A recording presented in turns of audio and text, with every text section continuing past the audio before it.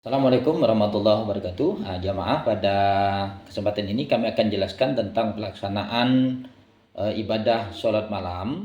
Ya, mungkin masih banyak yang bingung tentang urutannya.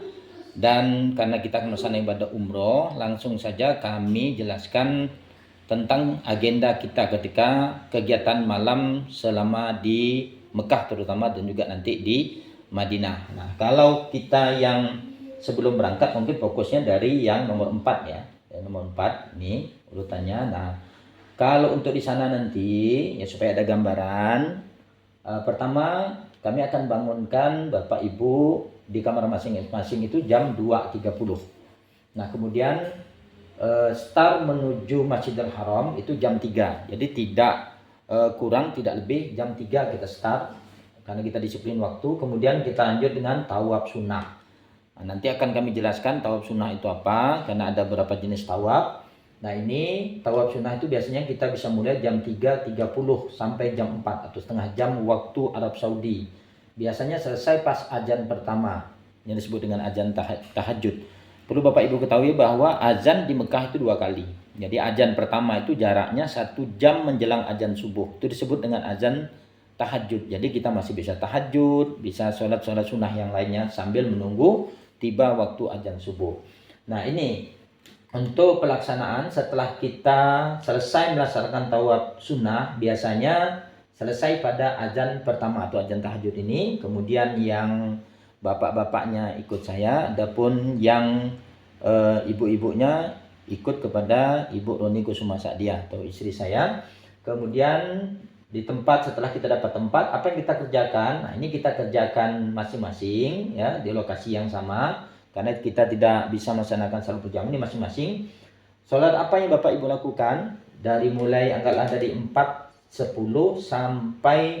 sampai tiba azan subuh. Yang pertama, laksanakan terlebih dahulu salat taubat. Ya, salat taubat 2 rakaat, kemudian lanjut dengan doa taubatnya. Kemudian berdiri lagi, lanjut dengan sholat hajat 2 rakaat. Selanjutnya doa hajatnya apa didoakan. Kemudian sholat tahajud 8 rakaat dengan 4 kali salam sebagaimana telah diterangkan kemarin. Kemudian doa tahajudnya silakan lanjut. Kemudian melaksanakan sholat witir 3 rakaat. Ya, baik itu 2 plus 1 atau 3 langsung. Nah, kemudian setelah salam lanjutkan dengan doa. Dan jika masih ada waktu, belum berkumandang azan subuh, maka memperbanyaklah membaca istighfar ya. Usahakan minimal 100 ya. Syukur-syukur kalau bisa 1000, karena waktu menjelang azan subuhnya adalah waktu yang terbaik untuk beristighfar. Yang disebut oleh Allah dalam surah Ali Imran ayat 19, al-mustaghfirina bil ashar, orang yang beristighfar di waktu sahur. Waktu sahur itu adalah waktu menjelang azan subuh. Nah, kemudian di sana nanti setelah kita azan subuh seperti biasa, kita laksanakan sholat qobliyah subuh 2 rakaat. Kemudian lanjut, karena jarak waktu antara azan dan iqamah itu lama, maka pergunakan untuk berdoa ya, karena doa antara azan dan iqamah ini dalam sholat apapun, doa antara azan dan iqamah itu tidak ditolak. Doa bainal adzan wal iqamah la yuraddu, kata Rasulullah. Doa antara azan dan iqamah itu tidak tertolak. Atau bisa juga kalau tidak berdoa, berzikir, yaitu zikir malaikat. Bagaimana doa zikir malaikat? Kalau bisa, kalau cukup waktunya 100 kali dibaca, yaitu subhanallah wa bihamdi subhanallahil azim astaghfirullah. Diulang-ulang selama banyak 100 kali. Subhanallah wa bihamdi subhanallahil azim astaghfirullah sebanyak 100 kali. Nah, kemudian lanjut dengan sholat subuh berjamaah. Nah, setelah sholat subuh berjamaah, biasanya ada sholat jenazah. Nah, nanti kita juga akan belajar dengan sholat jenazah. Nah, kemudian setelah sholat subuh kita jangan pulang ke hotel, tapi kita lanjut i'tikaf ya, karena kita menggunakan waktu semaksimal mungkin i'tikaf sambil menunggu waktu syuruk dan duha. Nah, apa yang kita lakukan? Nih, membaca Al-Quran.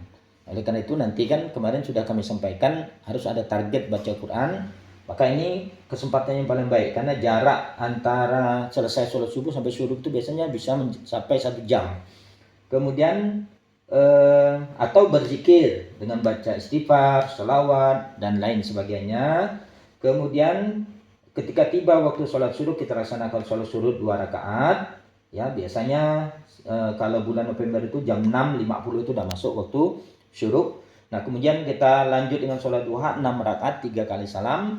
Nah, biasanya jam 7.15 dan selanjutnya kita paling lama jam 7.30 kita sudah menuju hotel untuk sarapan pagi, kemudian istirahat. Nah, istirahat ini bisa digunakan untuk tidur atau yang kepengen belanja atau jalan-jalan, ya silakan sampai menjelang waktu zuhur. Nah, ini yang dapat kami sampaikan. Terima kasih. Assalamualaikum warahmatullahi wabarakatuh.